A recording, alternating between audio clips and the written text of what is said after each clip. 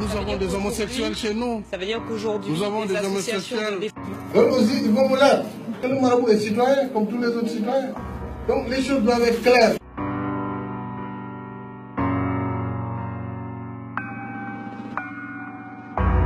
ñu ngi leen di nuyu di leen jaajëfal yéen ñi nga xam ne yéen abonné chaîne bi di xalaat ñu leen di dalalaat ci seen nouvelle vidéo comme ni nga ko waxee woon bi ñu jagleel ki nga xam ni mooy président Macky Sall. depuis quelques at ñuy wax ci li nga xamante ni nii mooy bokkam ci loge li nga xamante ni mooy maçonnique maanaam franc-maçon. vidéo bi da leen di jox ay détails yu leer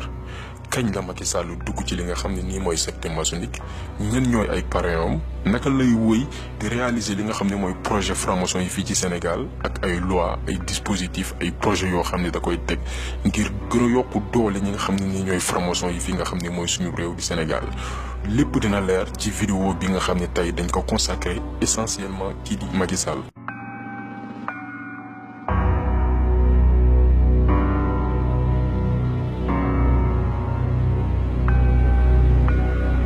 lépp mi ngi dooree en avril 2007 jamono jooju Macky Sall moo nekkoon premier ministre gouvernement Abdoulaye Wade. at boobu Jean-Michel Killardé bi nga xam ne moo nekk maître loge bi gën a influente fu la nga xam ne mooy France muy Grand Orient ñëwoon def visite fii ci Sénégal li warloon visite bi mooy célébrer fanweeri anniversaire ki nga xam ne mooy loge Blaise Diagne fii ci Dakar. Blaise Diagne comme ni ma leen ko waxee woon ci benn vidéo bokk na ci li gën a may doole franc-maçon fii ci Sénégal mi ngi ko doon fësal weddi ko ñëpp xam nañ ko donc Jean-Michel Killardé ñëwoon na fii Sénégal pour célébrer 30e anniversaire loge Blaise Diagne bi nga xam ne moo nekk Dakar. leneen li waral visite ki nga xam ne mooy Jean-Michel Killardé fii ci Sénégal mooy dooleelaat franc-maçonnerie fi nga xam ne nii mooy Sénégal parce que jamonoy 2007 dañu xaw a néew doole fi nga xam ne mooy Sénégal parce que amoon na kaaw Abdoulaye Wade bi parce que Abdoulaye Wade ñu bëri dañ ko doon jiiñ naan franc-maçon la à travers benn sortie bi mu def confirmé dëggal ni moom franc-maçon la woon waaye bokkatu ci maanaam tuub na duggaat ci diine l'islam jamono jooju nag li nga xam ne mooy intérêt wu puissance maçonnique français yi dafa menacé woon fii ci Sénégal d'après sortie bi Abdoulaye Wade defoon ne moom nekkatul franc-maçon liggéeyalutul ak ñoom seen intérêt franc-maçon yi dafa wàññeeku woon fii ci Sénégal maanaam seen doole dafa commencé woon di néew ci loolu tamit Abdoulaye Wade commencé woon dagg lien yi nga xam ne moo amoon ci Sénégal ak France maanaam Sénégal ak France seen diggante neexool woon parce que Abdoulaye Wade dafa commencé woon di liggéey ak li nga xam ne mooy dëkk arabe yi léegi franc-maçon yi ñoom xamoon na ni danger mi ngi am fekk quelques années bu fi Abdoulaye Wade yàggee seen doole dina néew lool. léegi Jean-Michel Killardé ñëwoon ci séjour Dakar bi non seulement pour participer ci 30e anniversaire ki nga xam ne mooy loge Blaise Diagne mais aussi gën a xool naka la ñuy yaataleewaat naka la ñuy dëggalaatee seen bopp naka la ñuy dooleelaatee seen bopp fi nga xam ne mooy Sénégal. parce que pour xamal leen que ni franc-maçon yi comme ni mu leen koy faral di waxee ay nit yu am doole lañ dañuy toog di planifier seen avenir di xool yéen dëkk la ñu néewi doole essayer di fa renforcer wu di fa yokk seen doole ba mën a réaliser politique yi nga xam ne nii ñu ngi ko bëgg a nas jaarale ko ci yenn dëkk yi. ci noonu ñoom loge Jean-Michel Killardé dañu ciblé woon ñetti personnes Idrissa Seck Alassane Dialy Ndiaye ministre de la République la woon ci nguuru Abdou Diouf ak Abdoulaye Wade et moom sax ñu bëri doon nañu wax appartenance am ci benn loge africaine te mosu ko wedde ak ki nga xamante ne nii mooy Macky Sall. ci ñetti nit ñooñu nag il fallait faire un choix maanaam il fallait que ñu jël ci kenn ci noonu Idi mun woon am chance bu bëri ndax jamono jooju ñu ngi koy wax ci wàllum détournement wu xaalis ci chantier Thiès ak yooyu noonu mu amoon ay problème ak li nga xam ne nii mooy nguuru Sénégal donc arrangé wul woon ñi nga xam ne ñooy franc-maçon yi parce que jàppoon nañu du mën a crédible ci li nga xam ne mooy butu sénégalais yi. Alassane Dialy Ndiaye moom tamit bosom tamit day poser problème parce que yu ci bëri ci sénégalais xamuñu ko woon ci noonu Macky Sall moo nekkoon candidat bu idéal bi maanaam moo nekkoon choix bi gën. lu tax loolu parce que Macky Sall jamono jooju moo nekkoon ministre bi gënoon yàgg ci nguur Abdoulaye Wade Abdoulaye Wade bi mu nekkee ci Sénégal de 2000 à 2012 Macky Sall moo nekkee ministre bi gën a yàgg parce que ñu ngi ko fal le 21 avril 2004 ba le 19 juin 2007 amul benn premier ministre Abdoulaye Wade bu yàggee noonu te en plus ci Macky Sall bi mu nekkee premier ministre Abdoulaye Wade réalisé projet mi gën a mag boo xoolee corniche de Dakar autoroute nouvel aéroport lépp ci Macky Sall la ko réalisé en plus Macky Sall moo jiite woon campagne bi may Abdoulaye Wade ñu falaat ko li nga xam ni mooy 2007 leneen li am solo tamit mooy Macky Sall jamono yooyu sénégalais respecté woon nañ ko joxoon nañ ko cër même ñi nga xam ne dañu nekkoon ci guddi gi sax dañ ko joxoon cër. Macky Sall à qui je renouvelle ma confiance. Macky Sall qui doit être un modèle de jeune à force de travail, à force de fidélité. Il s'est imposé par ses qualités comme Premier ministre du Sénégal. Avec lui, je compte réaliser avant la fin de mon mandat plus de projets que je n'ai réalisés depuis que je suis président de la République.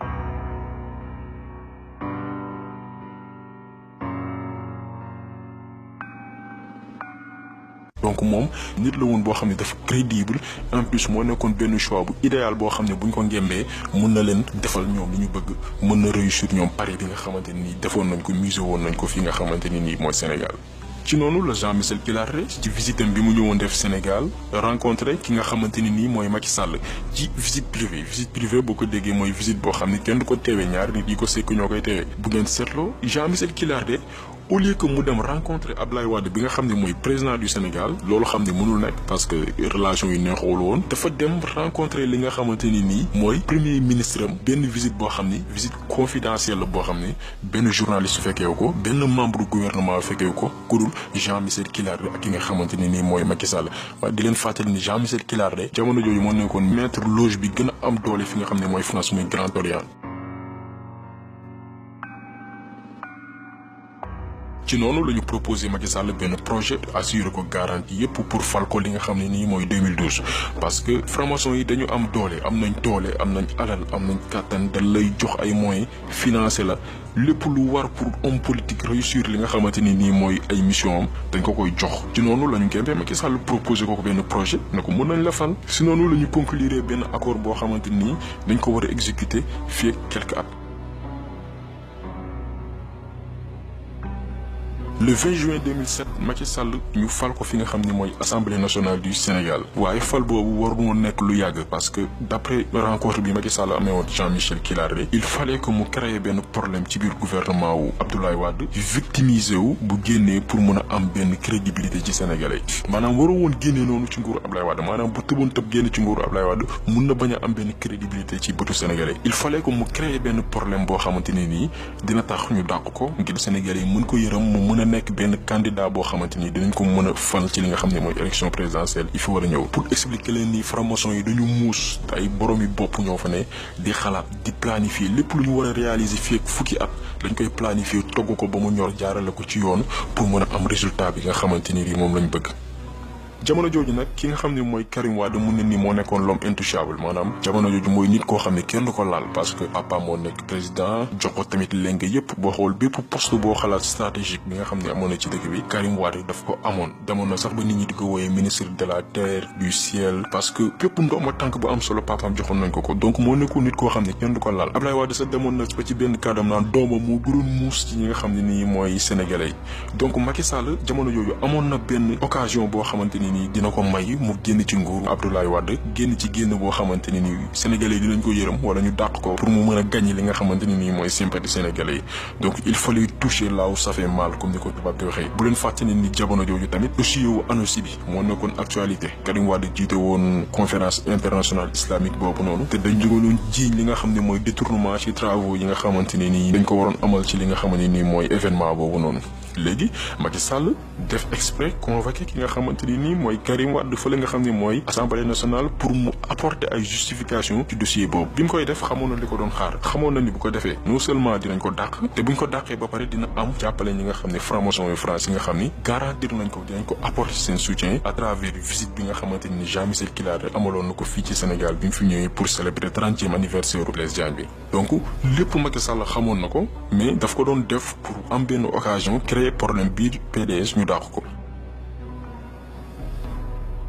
naturellement ñu dindi ko poste numéro 2 PDS bi nga xam ne moom moo ko occupé woon ba pare supprimer mandat am bu 5 ans bi wàññi ko bañ benn at léegi nag Macky Sall am na lépp lu mu bëggoon maanaam créé na problème biir PDS convoqué Karim Wade assemblée xam ni bu ko defee dañ koy dàq naturellement loolu la bëggoon ci noonu mu déclaré le 9 novembre 2008 génnam ci li nga xamante ni mooy PDS ba pare abandonné bépp poste boo xamante ni amoon na ko grâce parti démocratique sénégalais. Vous aurez sans doute remarqué que j'ai choisi de me départir de toutes les fonctions obtenues sous les couleurs du PDS consécutivement à ma démission de ce parti. Mesdames, Messieurs, chers compatriotes, bien sûr que j'ai pris l'exacte mesure de ces actes.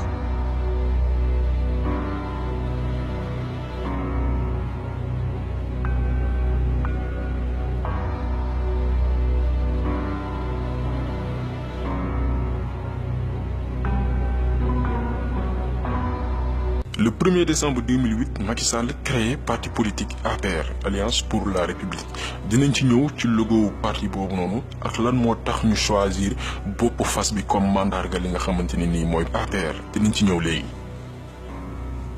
bi mu créé parti boobu Ablaye Wade comprendre na li xew Macky Sall fa la nar a jëm jamono jooju Ablaye Wade daf ko bëggoon tëj parce que xamoon na ni am na ay ambition présidentielle te mun na ko jëlee ci li nga xamante ni mooy bopp nguur bi parce que jamono jooju Macky Sall dafa am ay dossiers yu bëri ñu ko doon tudd dafa amoon benn kër fële nga xam ne mooy Houston États-Unis Houston benn ville la boo xam ni kër gu ci gën a yomb mi ngi jar 3 milliards mu nekk xaalis boo xamante nii méngoowul ak Macky Sall li mu am maanaam depuis ba mu commencé liggéey mënul dajale 3 milliards yi ko may mu mën a jënd kër fi la nga xam ne mooy Houston leneen li tamit mooy dafa amoon benn commission boo xamante ni jaaroo ci yoon bu mu amoon ci benn 10 milliards yi nga xam dañ ko transféré woon benn Jérôme Goddard ñi nga xam ne dañu suivre actualité politique Sénégal xam nañ dossier boobu noonu te commission boobu noonu mu am 1 milliard yooyu noonu service de renseignement français yi sax ñoo ko révélé woon xaalis boobu moo may Macky Sall sax mu jënd benn kër ci banlieue bu Paris kër googu nekkul ci turu Macky Sall mais turu sëram la ko def maanaam turu magam bu jigéen bu ñuy tuddee Rokhaya Sall ci turu kooku la ko def amoon na tamit dossier Taïwan bi ak ay yeneen dossiers donc Ablaye Wade amoon na bépp moyen pour tëj li nga xamante ni mooy Macky Sall mais li ñuy wax rek comme ci franc-maçonnerie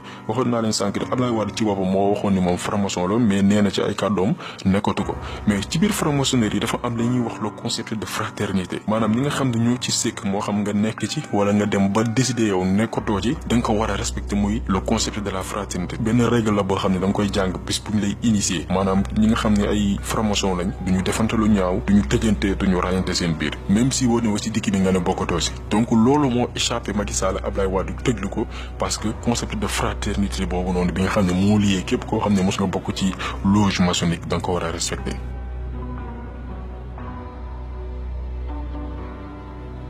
waxoon naa leen ko sànq ci noonu la Macky Sall créé APR jël li nga xamante ni mooy bopp fas def ko comme logo officiel li nga xamante ni nii mooy parti bi pour ñi xamul bopp fas boobu loolu lépp dara du ci hasard bopp fas bi day signifier li nga xam ne mooy le chevalier de l'ordre du temple benn symbole la boo xamante ne nii ci biir franc-maçonnerie dafay am signification bu forte moom ngeen gis ci image bii nii li muy wane mooy doole secte maçonnique bi nga xamante ne am na ko ngir wóyal ñoom seen mission bi nga xam ne bëgg nañ ko teg à travers projet bi ma la doon expliquer muy nouvel ordre mondial ci taxaw temm jàmmaarloog lépp loo xam ni taxaw na seen yoon ngir ñu faagaagal ko ngir mën a atteindre ñoom li nga xam ne mooy seen objectif loolu mooy signifier le chevalier de l'ordre du temple mooy signifier bopp fas bi nga xam ne moom ngeen gis ci logo APR bi moom ngeen gis fii ci image bi ay image yu maçonnique la nga xamante ni ñu ngi ko trouvé à travers des archives fas bi tamit dañ koy tuddee le cheval de l'apocalypse ay téere diine di nga ko fa fekk li muy symboliser mooy xiirtal doomu aadama ci li nga xam ne nii mooy yàlla comme ni seytaane di duggee ci doomu aadama di ko def loolu xamante ni lu bon la loolu lépp benn parenthèse pour que ngeen comprendre lan moo nëbbu ci ginnaaw logo APR bi nga xam ne Macky Sall def na ko gannaaw ba mu génnee PDS bi mu génnee PDS nag créé li nga xam ne mooy partem Macky Sall dafa envoyé lettre ki nga xam ne mooy Omar Bongo moo nekkoon ancien président wu Gabon te ki ko remplacé mooy doomam di Ali Bongo pour xamal nit ñi que ni pour dugg ci benn loge maçonnique da nga war a am li nga xam ne mooy parrain maanaam koo xam ne moom lañ lay bàyyale Omar Bongo jamono jooju moo nekkoon grand maître loge bi nga xamante ne nii moo nekk Gabon moom moo doon diriger loge boobu noonu nga xam ne dafa affilié wu ak la grande loge maçonnique bi nga xam ne moo nekk France Omar Bongo moo jiite woon loge maçonnique boobu noonu même bu fekkee ni au début Grand Orient à travers Jean-Michel Kilaré moo sollicité woon Macky Sall par la suite dafa dem rejoindre grande loge de France bi nga xamante ne nii dañu am benn loge bi nekk Gabon te ki ko jiite mooy Omar Bongo nit ñu bëri am nañ même trajectoire bi boo jëlee ancien ministre socialiste France bi Marcel Semba dañ ko initié woon grande loge bu France en 1891 mais par la suite dafa rejoindre le Grand Orient de France en 1898 am na ay yeneen exemple c'est-à-dire que donte parfois loge duñu bokk idéologie mais ñu ci gis membre jógee ci loge bi dem ci loge bi au début Grand Orient moo sollicité woon Macky Sall mais à la fin dafa recourir ci li nga xamante ne nii mooy grande loge de France bi nga xam ne dañu am benn loge fi nga xam ne mooy Gabon ki ko dirigé mooy Omar Bongo bi nga xam ne dafa génn àdduna Omar Bongo moomu d'après ay sources moo parrainé Macky Sall te ki ko remplacé bi mu génn àdduna mooy dooma bi nga xam ne mooy Ali Bongo comme ni ma leen ko waxee yéen a ngi gis fii Ali Bongo moom même bi papaam génne àdduna biñ koy initié te ki ko initié mooy François Stéphanie moo nekk grand maître grande loge nationale maçonnique bi nekk ci France bi ma la doon wax léegi Stéphanie moomu rencontré na Macky Sall biñ ko falee ba pare am na rencontre bi mu am ak Macky Sall image baa nekk nii dinañ ci ñëwaat ci kanam ak yeneen leeral comme ni ma leen ko waxee quelques semaines après bi mu créé li nga xam ne mooy parti Macky Sall envoyé lettre gi nga xam ne mooy Omar Bongo ñi jàppee moom mooy parrain wu Macky Sall lettre yaa nekk nii première lettre bi mi ngi ko envoyé le 3 janvier 2009 ni ngeen koy gisee lettre bi mi ngi dëggal moom yéeneem ngir yeggali mission bi nga xamante ni nii jël na ko maanaam jël yoonu boppam créé li nga xamante ni nii mooy partem et comme ni mu ko waxaalee woon à travers rencontre bi mu amoon ak Jean-Michel Kilardi jël na décision nekk président du Sénégal pour poursuivre comme ni mu koy waxee pour poursuivre plus efficacement les objectifs de développement de paix et de concorde pour le Sénégal l'idée de poursuivre maanaam poursuivre les objectifs de développement li muy tekki mooy yeggali li nga xamante ni nii mooy yéenewu franc-maçon yi nga xam ne nii mooy fii ci Sénégal bi nga xam ni ñu bëri dañ koy considérer comme la capitale de la franc-maçonnerie wax naa leen kaw Blaise Diagne maanaam loge maçonnique yàgg na fi nga xam ne nii mooy Sénégal maanaam moom dëggoom ak yéeneen bi nga xam ne am na ko pour yeggali mission boobu noonu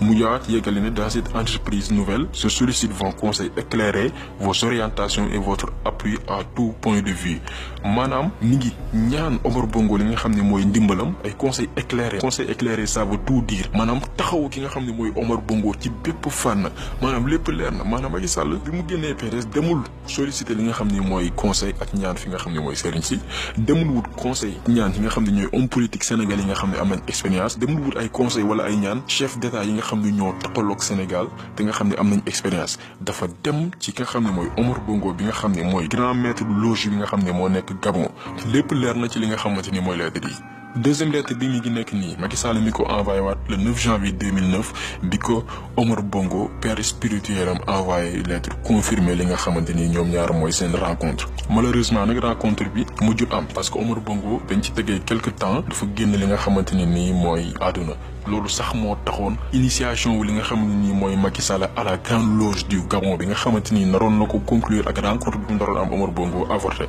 donc il fallait que mu attendre ñu introniser Ali Bongo ci boppu loge bi nga xamante ni moo nekk Gabon pour que moom mu mun a dem fi nga xamante ni mooy dëkk boobu.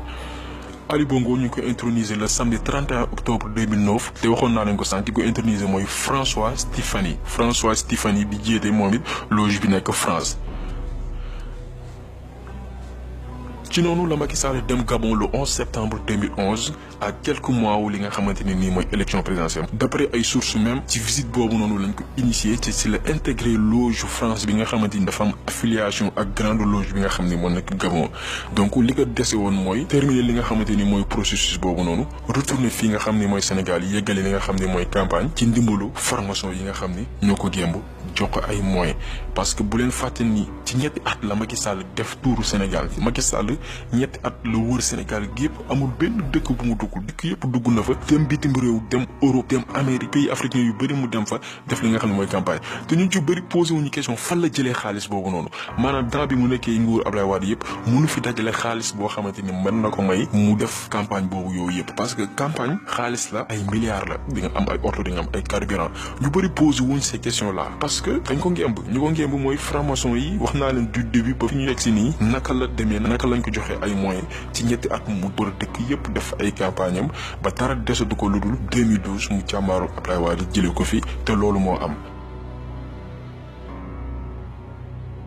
ci noonu élection yi ñëw naturellement mu gagné ko ci benn score bu large gagné bu amul benn werante le 25 mars 2012 ñu fal ko président de la République du Sénégal. Des jeunes qui sont venus célébrer ici la fin de l'ère d'Abdoulaye Wade et le début de l'ère Macky Sall. Ils sont venus ici parce qu'ils croient au changement, ils veulent du changement, ils veulent des prix des matières de première nécessité qui soient en baisse, ils veulent un changement, ils veulent du travail, ils veulent la fin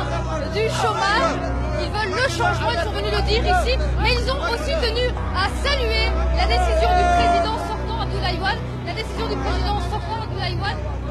d'accepter sa défaite très rapidement. Donc on célèbre ce soir, l'heure n'est pas à la rancœur, c'est la célébration et on salue la démocratie au Sénégal.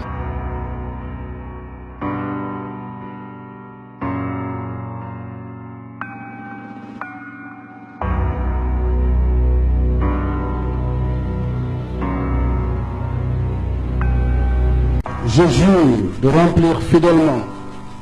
la charge de président de la République du Sénégal, d'observer comme de faire observer scrupuleusement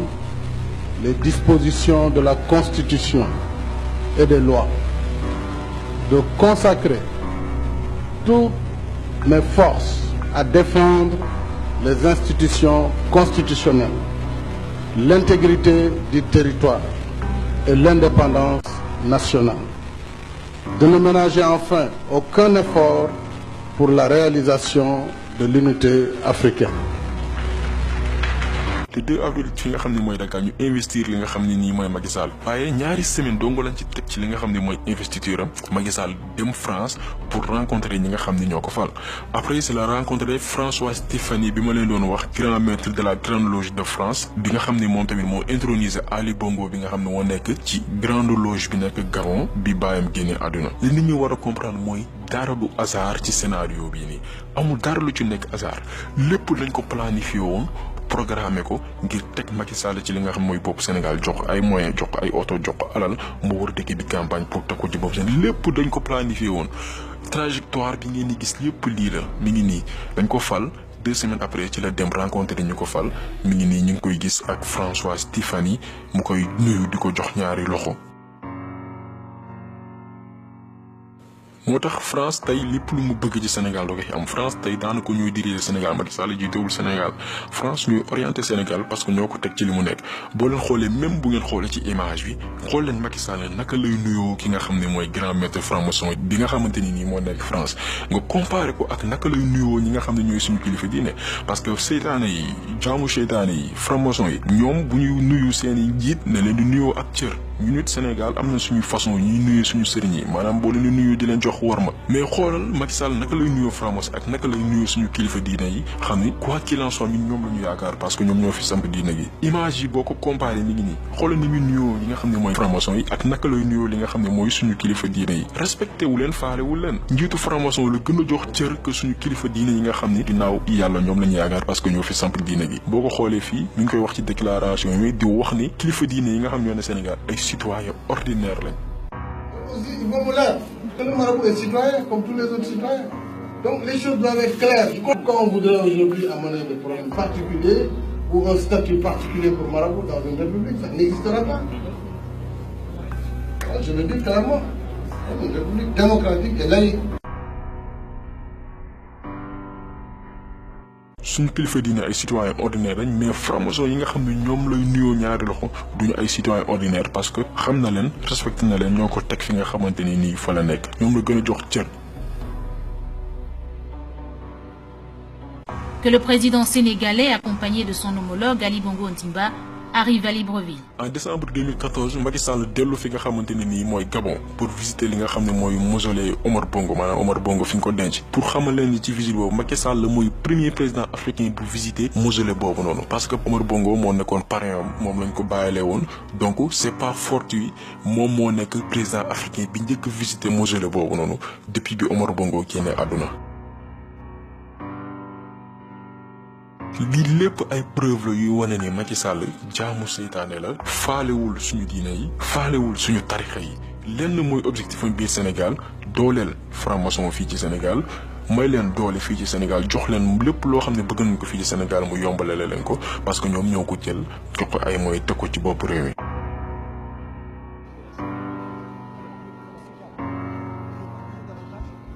beneen preuve bi mooy Macky Sall janvier 2015 dafa dem participer ci marché bi nga xam ne dañ ko organiser France pour soutenir Charlie Hebdo. Charlie Hebdo mooy journal bi nga xam ne day ñàkk wormaal Mohamed sallallahu alayhi wa sallam di ko caricaturer di ko dessiner ci ay dessin yoo xamante ni wormaalul ki nga xam ne mooy sangu-sang yi sallallahu alayhi wa sallam. média boobu di Charlie Hebdo day def ay caricature di saaga ki nga xam ne mooy yonent bi sallallahu alayhi wa sallam di saaga li nga xamante ni mooy diine l'islam boo xoolee ci journal ñi ngi naan le Coran c'est de la merde maanaam alxuraan yi fi caaxaan la. di wax ni jullit ñi ay con lañ maanaam jullit ñi ay nit yu dul xalaat lañ ay nit yu tekkiwul dara lañ journal boobu noonu la Macky Sall dem ne day marche pour soutenir li nga xam ne mooy journal boobu noonu.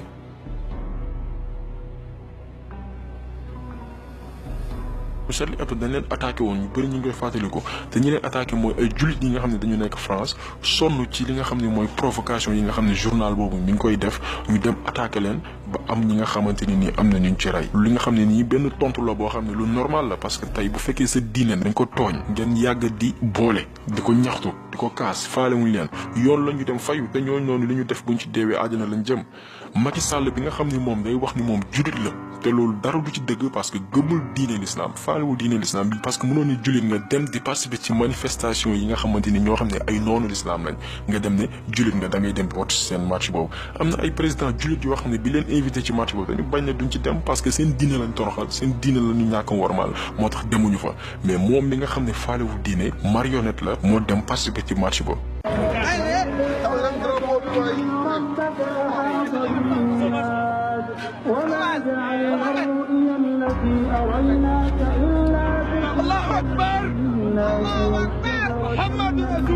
jamono jooju ay sénégalais ñi ngi fii ci Dakar di manifester di jooy di rey seen bopp ngir li nga xamante ni nii mooy tooñ bi nga xam ne Charlie Hebdo tooñ na ko seen diine di ñaan di julli ngir yàlla alak ñi nga xamante ni nii mooy journal boobu noonu ak ñëpp ñi nga xam ne ñoo leen di jàppale. jamono jooju Macky Sall mi ngi France di jàppale Charlie Hebdo bi nga xamante nii tooñ Mohamed la dëkk suba ngoon saa yu defee dara te tooñu li nga xam ne mooy diine l'islam amuñ lu leen neex. ci même jamono jooju noonu imam Kolda bi nga xam ne moo ngi tudd Ibrahima Seye defoon benn xutba ne Macky Sall génn na ci diine l'islam gannaaw ba mu demee manifester fële nga xam ne mooy Charlie Hebdo li nga xam ne ay wax la yoo xam ne dëgg la parce que ku dem bokk ci manifestation yi nga xam ne ay noonu l'islam lañ génn nga ci diine l'islam loolu lu leer la lu dëgg gu wér la. imam bi mu waxee loolu ñu tëj ko Macky Sall tëjlu ko ñu tëj ko kaso te biñ ko tëjee woon sax jotoon nañ ko bàyyi Macky Sall moo ne ñu tëjaat ko ci kaso bi moom mook imam Alioune Badara Ndao ñoo yem da leen tëj néewal leen doole jàpp leen tëj leen ci kaso bi te teguñu ko fenn. maanaam Macky Sall yematul rek ci li nga xam ne mooy dooleel li nga xam ne mooy seytaane yi fii ci Sénégal mais day tëj nitu diine yi nga xam ne dañuy ñaax askan wi di leen yee pour ñu képpi seen bët xool day def li muy def ba pare taxaw ne kenn du ko fi waxee di jaay doole nit ñi di noot diine di tëj ay imam mu nekk loo xam ne lu ñaaw la lenn moo leen tax a jóg mooy nax population bi di def li ñuy def te kenn du ko fi waxee pour lëndëmal xelu askan wi parce que ay jaamu seytaane lañ li leen tax a jóg mooy dooleel seytaane fi nga xam ne mooy Sénégal. ñu ñëw en octobre 2016 mu lancé li nga xam ne mooy carte d'identité biométrique bi nga xamante ni nii Sénégal mooy premier dëkk bi nga xam ne lancé na ko ci li nga xam ne mooy zone CEDEAO loo xamante ni nekkul woon benn urgence mais li nit ñi xamul mooy carte biométrique boobu noonu dafa ëmb ay secret yoo xamante ni ñu bëri ci population muy Sénégal muy yeneen dëkk yi nekk CEDEAO yi xamuñu ko. carte biométrique yi dafa bokk ci benn projet du nouvel ordre mondial bi nga xam ne li muy visé mooy contrôler population wu àdduna bi maanaam contrôler nit ñi nekk ci àdduna bi pour mën di leen manipuler dinañ ci ñëw ci léegi ak ay profil leer lan moo ne ci carte biométrique yooyu lan lañ ci def ak naka lañ ko defee pour contrôler population wu àdduna bi. ginnaaw ay pression yi nga xam ne jot na ko Macky Sall lancé li nga xamante ni mooy campagne création li nga xam ne mooy carte biométrique yi bi nga xam ne waxuma la sax secret yi nga xam ne ëmb na ko mais daf ci lax luubalu xaalis bu jékki dayoo parce que Sénégal ñi ngi dépensé 50 milliards pour créer li nga xam ne si mooy 6 millions de cartes juróom benn million carte alors que Algérie bi nga xam ne ñoom 24 millions la ñu war a créer ci carte ñi ngi dépensé seulement 7 milliards Sénégal 6 millions de cartes 50 milliards a dépensé Algérie mi ngi dépensé seulement 7 milliards pour 24 millions de cartes te cartes yi même les mêmes cartes yi c'est des cartes biométriques Mali bi nga xam ne mooy suñu pays dëkkandoo bi nga xam ne moom lañ tendal moom pour 17 millions de cartes donc mi ngi dépensé 13 milliards non seulement dañu jàmmaarloog li nga xam ne mooy benn nguur seytaane boo xam ne lu bon moo leen tax a jóg mais aussi nguur boo xamante ni dañuy profiter li nga xam ne mooy seen mandat pour am alal ngir profito parce que ay baadoola lañ yoo xamante ni dañuy profito ci nguuru bi non seulement pour doole seytaane fii Sénégal mais tamit ngir mën a am alal laataa ñu fiy jugee. pour ñëw ci carte yi lan moo nekk ci carte yi carte biométrique boo jël dafa am li ñuy woowee puce électronique bi ngeen di gis ci image bi ngeen gis képp koo xamante ni yaa ngi carte bi jàppal ni ñi lay contrôler maanaam dafa am puce électronique mooy permettre ñuy contrôler nit ñi franc-maçon yi ñoo ko créé et dëkk boo xam ne bokk nga ci politique boobu noonu da ngay intégrer li nga xam ne mooy puce électronique boobu pour que say population puce électronique boobu mën leen topp mën a nekk ci ñoom pour que ñoom ñu mën a contrôler li nga xam ne mooy nit ñi boo demee ci États-Unis wala en Europe am na ñoo xam ni puce électronique bi seen yaram lañ koy def da leen koy injecté comme ay piqûre di ko def seen yaram mais da leen di nax maanaam li leen di naxee mooy bu dee xale yi sàccum xale yi la ñuy profité ne waaw dañ koy def ci xale yi pour mën leen surveiller donc bu mu leen bett sax bu ñu demee ba rajo fréquence d'identification yooyu noonu ñu ne dañ koy def xale yi pour aar leen parce que ñoom ñooy dem di sàcc attaqué xale yi ba pare ñu war en retour ne da leen di protéger pour def leen ay puces électroniques pour ñu mën leen di leen surveiller xon naa leen ko mooy yoonu franc-maçon yi mooy seen logique maanaam créer des problèmes pour apporter des solutions maanaam franc-maçon yi dañuy ñëw créer problème ci biir réew ñëw ne solution baa ngi alors que solution bi lenn moo ko lal muy réaliser li nga xam ne mooy seen objectif de départ donc aux États-Unis en Europe dañuy injecter nit ñi li nga xam ne mooy puce électronique moo xam muy mag ñi wala muy xale yi pour affaire problème de sécurité alors que du ay problème de sécurité liñ ci jublu mooy surveiller nit ñi topp nit ñi di leen topp du jour au lendemain en plus puce boobu noonu yamul ci contrôler nit ki kese di ko topp mais dafa am benn impact psychologique bu ñuy def ci bopp nit ki nga xam ne moo détenir li nga xam ne nii mooy puce électronique boobu ñu ngi koy tuddee la marque de la bête maanaam mandarga li nga xamante ni nii mooy seytaane benn la ci projet li nga xam ne mooy nouvel ordre mondial yi bi nga xam ni wax naa la ko non seulement day surveiller nit ñi mais dafa am ay aspects psychotroniques yoo xamante ni day jouer ci bopp nit ki ci xelam ak ci xalaatam benn harcèlement la bi nga xamante ni commencé na même am ay conséquences ci yenn villes yi boo demee États-Unis am na ay conséquences yu mu am ci ay doomu aadama boo gisee ci image yi ñii ay nit la yoo xamante ni ay victimes lañ ci puce électronique boobu noonu parce que ay nit la yoo xam ne dañ leen di manipuler ci seen bopp dañuy toog di dégg ay bruit di dégg ay wax yoo xam ne day ñëw ci seen bopp ñu koy dégg seen nopp alors que puce électronique yooyu moo ko waral am na ay organisation yu taxaw sax pour xeex loolu noonu fële nga xam ne mooy États-Unis parce que les francs-maçons dañu am benn satellite bu puissant boo xam ne nii mooy contrôler ces puces là di manipuler nit ñi dans leur tête satellite boobu noonu mun na dem ba di ñaax nit ñi ci ñuy def ay choses yoo xam ne ñoom sax du seen coobare alors que puce électronique yooyu noonu ñoo ko waral tey carte biométrique bu ci ne am na benn puce électronique bi nga xamante ni nii moom moo ci ne pour xamal leen naka la franc-maçonnerie amee doole fii ci Sénégal ak jéego yi nga xam ni mi ngi koy teg yu am doole yoo xamante ni lépp mi ngi xew ci askan wi xamuñ ci dara parce que kenn leeralu leen lan moo nëbbu ci ginnaaw li leen di proposer bis bu nekk. am na ci ay yeneen événement yu bëri bu ñu ko doon lim du jeex yi wane ni Macky Sall jaamu seytaane la bu ngeen fàttali ko rencontre franc-maçon yi waroon am à Dakar bi ko autorisé mooy Macky Sall ginnaaw pression yi la ñu séddee dellu ginnaaw visitu Rihanna bi fi nga xam ne mooy Sénégal ak ay programme yoo xamante ni ëllëg dafa naroon noot génération yi nga xam ne ñoo ñëw def leen ay jaamu seytaane lépp expliqué woon na leen ko suñu vidéo yu weesu. beneen objectif bu Macky Sall mooy gën a dooleel li nga xam ne nii mooy góor jigéen yi fii ci Sénégal waxoon naa leen ko objectif bu franc-maçon yi benn ci seen objectif yi mooy wàññi population mondiale bi te pour atteindre objectif boobu noonu lépp waxoon naa ko ci vidéo précédente yi mooy légaliser li nga xam ne mooy mariage homosexuel avortement médicalisé ak avancer li nga xam ne mooy atu sëy mi ngi koy confirmer ci vidéo bi nga xam ne mi ngi daté en septembre 2007 di xamal occidentaux yi que ni Sénégal fii góor jigéen yi dañ fi libre maanaam fi Macky Sall fii day expliqué ni góor jigéen yi dañoo libre fii Sénégal mën nañ def lu leen neex. Nous avons des homosexuels chez nous. Ça veut dire qu'aujourd'hui, Nous avons les des associations homosexuels. de défense des droits des homosexuels au Sénégal auraient pignon sur rue, la possibilité de s'exprimer, la possibilité de faire campagne, par exemple. Ils sont libres. Ils sont libres. Ils sont libres de le faire.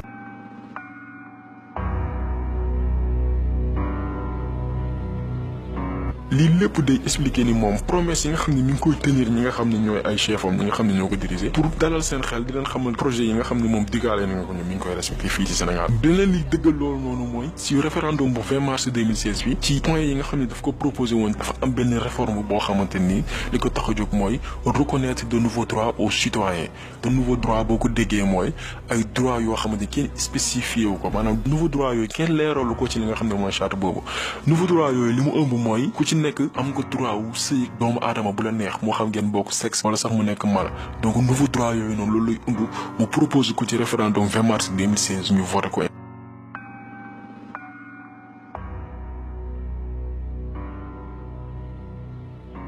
ñu teg ci quelques weer mu créé ministère de la femme de la famille et du genre bu dee ministre de la femme et de la famille d'accord loolu du poser benn problème mais dañ ci yokk et du genre malheureusement ñu bëri duñu demandé wu lan mooy genre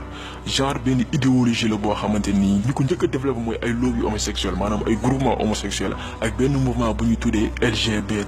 LGBT mi ngi signifié lesbienne gay bisexuel transgenre lépp maanaam góor jigéen lesbienne ak yeneen ñi nga xam ni dañuy def mooy yàlla di sëy ci sëy boo xamante ni dëppawul ak li nga xamante ni mooy doomu aadama noonu la war a sëy dafa am benn ministère spécifique boo xam ne Macky Sall moo ko créé pour protéger ñooñu noonu loo boobu noonu li nit ñi war a comprendre mooy Macky Sall moom xam na ni fii Sénégal mënu fi voter benn loi boo xam day légaliser mariage homosexuel parce que dëkk la boo xam ne ñu ngëm a fi nekk Sénégal ku fi nekkul jullit catholique maanaam dëkk croyant la donc xam na ni mënu fee voter loi parce que bu ko defee askan wi dina retourner contre moom waaye day def ay dispositions ci suuf maanaam day teg ay règles yoo xam ne day permettre góor jigéen yi ñuy def seen activité ci nu mu leen soobee fii ci Sénégal te dara du leen ci fekk boo xoolee bu ngeen defee seetlu Sénégal duñ fi tëj góor jigéen kenn mënu leen fi tëj gis ngeen fi ay exemple yu bëri ci jamono yu weesu téye nañ fi ay homosexuels ci suba nga leen di jàpp bàyyi leen ce qui veut dire que ni fii Sénégal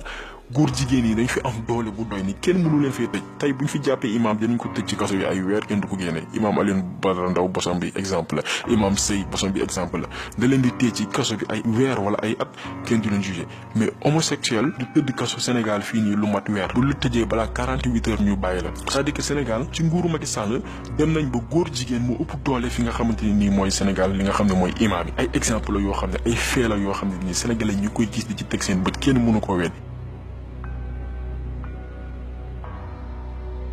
donc askan wi ñi nga xam ne ñooy sénégalais yi nañu jël seen responsabilité balaa béy di woy mbuus comme ni ko olof di waxee yéen ko gisal seen boobu lépp acte boo xam ne Macky Sall posé na ko depuis bi ñu ko falee en 2012 mi ngi jëm ci dooleel franc-maçon yi dooleel góor jigéen yi xeex li nga xam ne mooy imaam yi ak sàcc alalu askan wi jaamu seytaane la ma répété ko encore une fois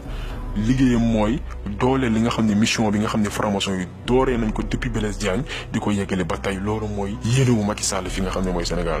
marionnette la boo xamante ni nii protéger intérêt wu France moo ko tax a jóg parce que ñoom ñoo ko jox ay moyens ba mu toog ci bopp réew bi nga xam ne ni mooy Sénégal te loo si ne li nga xam ne mooy armée française signé na li nga xam ne mooy les APE bi nga xam ne day dem ba néewal doole li nga xam ne mooy secteur informel Abdoulaye Wade ak lu ñu ko mënti waxal bañoon na ni du signé accord boobu nga xam ne mooy les APE ñu tuddee ko accord de partenariat économique bi nga xam ne day permettre li nga xam ne mooy européens yi rawatina français yi installé wu fii Sénégal am ay avantages fiscaux yoo xamante ni tey boutique Sénégal bi nga xam ne day jaayee ñaar fukk ñoom bu ñu ñëwee mën nañ ko jaayee fukk ak juróom wala fukki dërëm bu ko defee day daaneel jaaykat yi nga xam ne ñoo nekk Sénégal amuñu qualification professionnelle jànguñ da leen di daaneel et la preuve en est que tey supermarché français yëpp ñi ngi fii Sénégal mën nga citer ay Auchan ay Sidi Dia ñi ngi fi Sénégal di jaayee lu gën a yomb suñu boutique yi dañuy jaayee te loolu lépp dara tax koo jóg loolu doole français yi néewal doole li nga xam ne ñooy sénégalais yi fi nekk en plus li waral ni Macky Sall liggéey tax koo jóg jamono yi mu fi amee problème ak Karim Wade nee na daf ko woo pour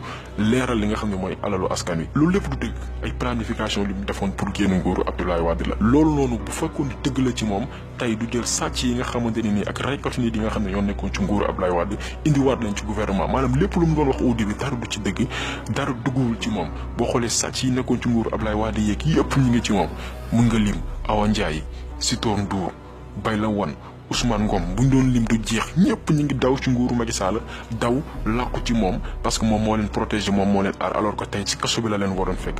gëmul Sénégal faalewul Sénégal respecté wul Sénégal benn mission la am mooy yeggali mission Blaise Diagne bi nga xam ne tàmbale woon na ko fii ci Sénégal def Sénégal li nga xam ne mooy capitalu franc-maçonnerie fi nga xam ne mooy Afrique de l'Ouest donc na Sénégalais yeew pare ngir jëlee fi Macky Sall fi nga xam ne mooy bopp Sénégal li ko mooy dëkk bi dina yegg foo xamante ni du doon la nga xam ne moo ñu gënal ñii di sëriñ ñi nga xam ne nañ xam-xam ñi nga xam ne mën nañ ñaan ku ci julli ngalawaay na nga ñaan ngir Macky Sall suñu borom jëlee ko fi te yàlla rek tax dinañ def lépp nag pour toog ci bopp nguur gi dinañ jënd ay nit dinañ corrompre ay nit dinañ jéem a nax kilifa diine yi nga xam ne ñu ci bëri lii xew ci réew mi amaana yëguñu ko parce que buñ ko yëgoon wax nañ ci dinañ yàq xaalisu réew mi donc nag sénégalais xam li ñu bëgg laataa mbir mi di yegg foo xamante ni duñu neex parce que lépp lu ci mënti am ñun ñooy payer les pots cassés suñu doom yi ñooy payer les pots cassés génération bi ñëw ñooy payer les pots cassés te yàlla bis bu demee bay mbugal du bàyyi kenn moo xam nga def wala defoo ñëpp lay boole mbugal donc nañu sauver suñu Sénégal jëlee fi Macky Sall parce que bu amee deuxième mandat mooy suñu torox tànge deuxième mandat wu Macky Sall fii ci Sénégal mooy suñu torox tànge donc ci nit ñi bàyyi xel lépp lu ci waay mën bu kenn toog ne sama yoon nekk si am nga doole bu la yàlla mooy sa carte fexeel ba jot ko 2019 nga dem voté contre Macky Sall yaa xam koy voté ñun faru ñu fenn l'essentiel mooy li xew nañ ko leeral Sénégalais xam kan mooy kan diw mooy kan lan lay def lan mooy yéen ñu leeral ko ëllëg koo voté baax na mais l'essentiel dañ fi jëlee Macky Sall mu jugee fii parce que folowaatam biir Sénégal mooy suñu mbugal mooy suñu torox tànge yaakaar naa ni vidéo bi leer na objectif yi loolu kese la woon parce que li ñuy def ni amul benn média boo xamante ni mi ngi koy def tey li amoon temps Ablaye Wade amatul Ablaye Wade au moins amoon na ay médias yu jàkkaarloo woon ak moom di jàmmaarloo ak moom yi xeex ak moom mais avec nguuru Macky Sall amul benn média bu jàkkaarloo ak moom ñëpp la jënd ñëpp média yëpp la jënd même site internet yi nga xam ne ñoo nekk Sénégal da leen la jënd loolu lépp lim ci jublu mooy nëbb tuuxi duuna yi nga xam ne mi ngi koy def ci Sénégal ba kenn du ko wax scandale yi bëri na mënuñu ko jeexal buñ ko doon lim fi ba suba lu jeex mais da leen ci jox li nga xam ne moo ci gën a am solo pour que nit ñi mën a comprendre ci fin vidéo bi di ngeen gis liste boo xamante ne nii njabootu Macky Sall famille ak ñi nga xam ne ñoo ko jege pouvoir yi nga xam ne ndomba tànk yi nga xam ne am na ko maanaam temps Ablaye Wade doomam kese lañ doon wax Karim Wade loolu tax ñu jëlee ko fi maanaam li taxoon ñu jëlee fi Ablaye Wade lu raw la fiy def Ablaye Wade doomam lañ doon wax mais moom tey dafa jël ay famille ñu ko jege ak ay xaritam ak i mbokk ñëpp dajale leen ci nguur yi maanaam dañuy profito ay baadoola yi nekk ci nguur lañ yoo xamante nii dañuy profito laataa ñu fiy jógee ngir ñu am alal dinañ leen wan ci fin vidéo bi liste ñëpp ñi nga xamante ni Macky Sall dajale na leen ci nguur gi rien que pour profito lekk alalu askan wi dooleel seytaane yi fii ci suñu réew yàq Sénégal pare dem seen yoon donc nit ñi yeewu vidéo tay bi loolu la ñi ngi demandé ñëpp nag ñu partager vidéo bi képp koo xam ne Sénégal nga bëgg képp koo xamante ni pare nga pour jàpp ci xeex pour jëlee fi Macky Sall ak ay ñoñam na nga partager vidéo bi képp kuy sénégalais mën ci jot bu leen fàtte aussi abonné ñu ngi leen di jox dig daje beneen yoon ak beneen vidéo ci beneen sujet bu am solo boo xamante ni li ñu tax a jóg rek mooy développer suñu réew dooleel Sénégal ba Sénégal mën a mel di nga xamante ni moo ñu gën a ñu ngi leen di gërëm di leen jaajëfal di leen jox dig daje beneen yoon